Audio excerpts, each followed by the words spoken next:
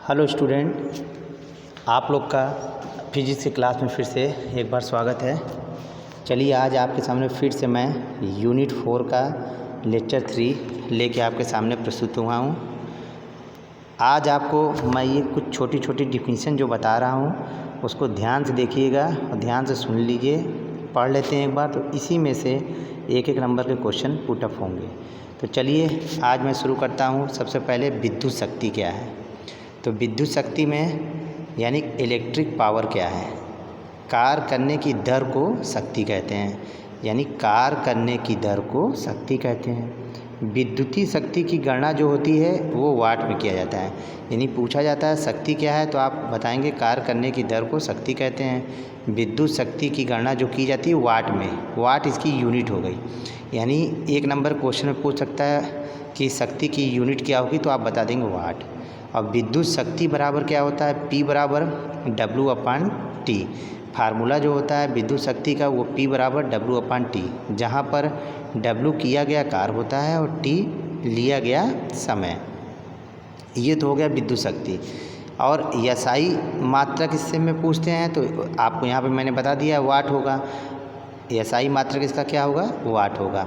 और 1 वाट equal to 1 जूल/सेकेंड होता है, इसको ध्यान दीजिएगा।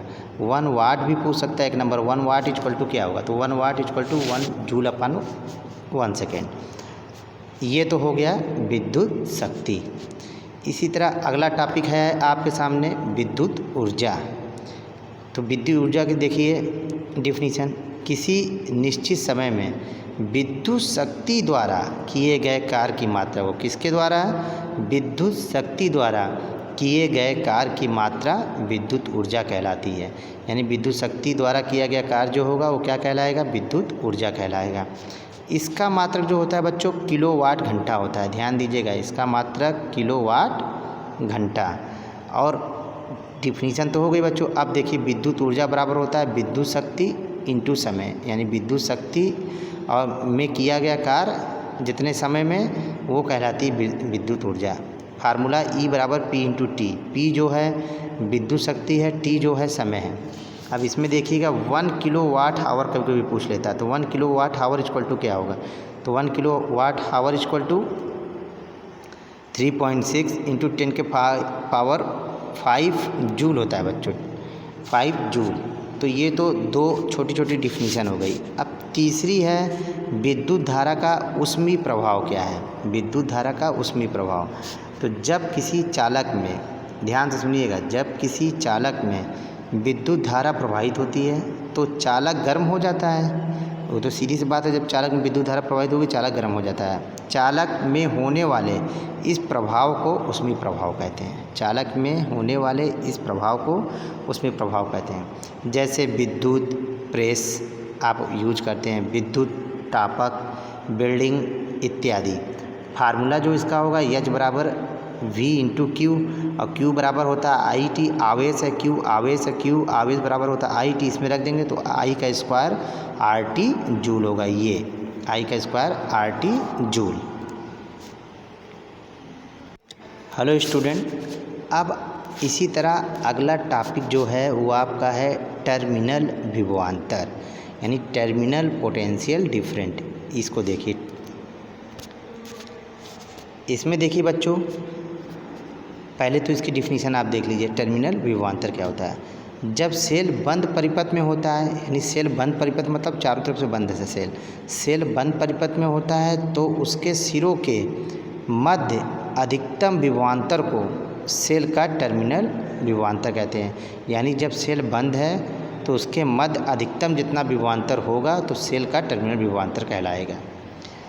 जैसे देखिए एक प्रतिरोध R जिसका विद्युत वाहक बल जो है स्रोत से संयोजित है, तो एक प्रतिरोध R है जिसका विद्युत वाहक बल स्रोत से संयोजित है, तथा प्रतिरोध के माध्यम से परिपथ में धारा I बह रही है। धारा क्या बह रही है, I। धारा I ही होती है जो बह रही है। तो माना विद्युत वाहक बल का जो स्रोत होगा वो कैपिटल E, R के एक क्रॉस विभवांतर जो होगा वो V होगा, कैपिटल V।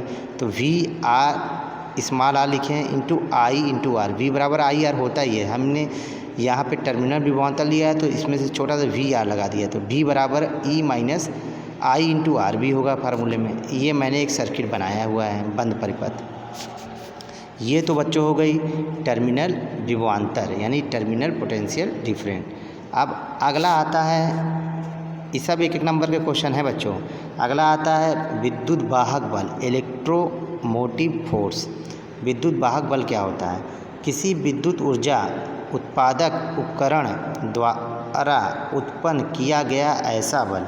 किसी विद्युत ऊर्जा उत्पादक उपकरण द्वारा उत्पन्न किया गया ऐसा बल जो किसी चालक या परिपथ में इलेक्ट्रॉन का प्रभाव को स्थापित करता है। किसको करता है स्थापित? इलेक्ट्रॉन के प्रभाव को स्थापित करता है, विद्युत वाहक बल कहलाता है। इसका शॉर्टकट नाम लिखते हैं EMF। इसको बोलते हैं इलेक्ट्रोमोटिव फोर्स।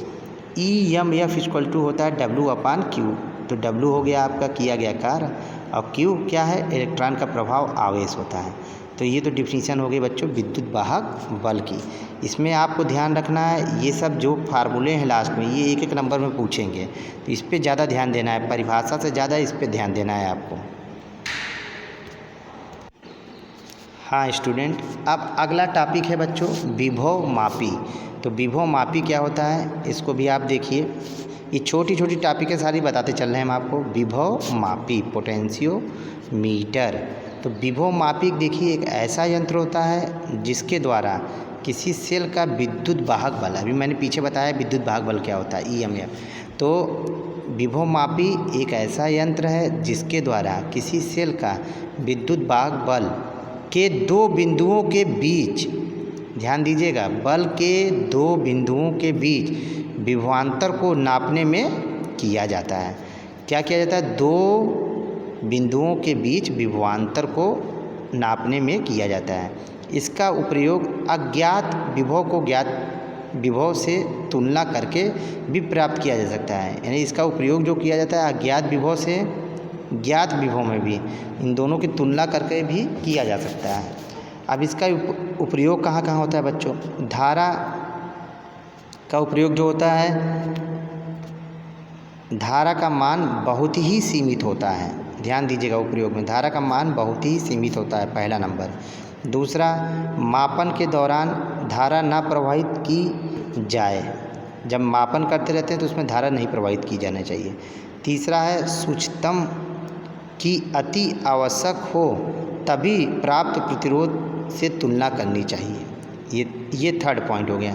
तो ये मैंने आपको बता दिया विभव मापी और उसका उपयोग। आप आइए जानते हैं इसका सिद्धांत, जो एक नंबर के क्वेश्चन पूछेगा फार्मूले में। तो सिद्धांत क्या है? माना एक प्रतिरोध कैपिटल R है, तार जिसकी लंबाई L है। तो एक भाई प्रतिरोध हो गया कैपिटल R वाला तार जो है जिसकी लंबाई स्मॉल l है तथा तार में एक समान धारा स्मॉल I बह रही है। तो सिरों पर विभवांतर क्या होगा? V बराबर IR होता है फार्मूला ओम के लॉ से। तो V equal to rho L/A I, ये फार्मूला बनेगा बच्चों विभव मापी का। तो रो क्या है? तार का विषय प्रतिरोध है। A क्या है? तार के काट का क्षेत्रफल है।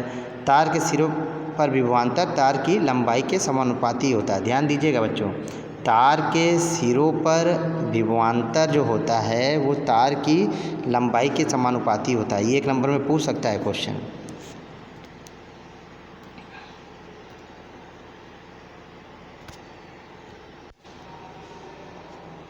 हाँ स्टूडेंट, अब अगला देखिए, अगला जो टॉपिक है वो है विद्युत ऊर्जा का दूसरी ऊर्जा में तुलना या लाभ। ये ध्यान से देखिएगा एक एक पॉइंट।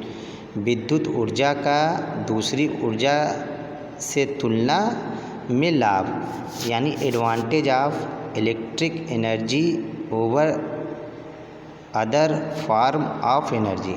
और एक चीज़ और ध्यान दीजिएगा, मैं एक लाइन से सारी टॉपिक पढ़ा रहा हूँ जो फिजिक्स के आपके सिलेबस में सारे एक एक टॉपिक समझाते चल रहा हूँ। और ये जो नंबर दिया हुआ पेज नंबर भी यहाँ लिख देता हूँ ऊपर, देखिए जैसे ये 13 चल रहा है, उससे पहले 12, 11। तो आप एक क्रम से देखते जाएंगे तो एक क्रम से टॉपिक मिलता चला जाएगा सिलेबस में। तो चलिए शुरू करते हैं विद्युत ऊर्जा का दूसरी ऊर्जा में तुलना में लाभ। अब देखिए पहला इसमें क्या लाभ होगा, इस ऊर्जा को स्वच्छ तथा ग्रीन एनर्जी भी कहते हैं। क्या कहते हैं? इस ऊर्जा को स्वच्छ तथा ग्रीन एनर्जी भी भी कहते हैं। दूसरा है विद्युत ऊर्जा को सरलता से एक स्थान से दूसरे स्थान पर स्थानांतरित किया जा सकता है। क्या बच्चों? विद्युत ऊर्जा को सरलता से एक स्थान से दूसरे स्थान पर स्थानांतरित किया जा सकता है विद्युत ऊर्जा को। तीसरा नंबर है इस ऊर्जा को आसानी से नियंत्रित किया जा सकता है। क्या किया जा सकता है? इस ऊर्जा को आसानी से नियंत्रित किया जा सकता है। और इसके बाद आता है आपका फोर्थ, इसके उत्पादन लागत जो होती है वो काफ़ी कम होती है। इसकी उत्पादन लागत जो होती है वो काफ़ी कम होती है।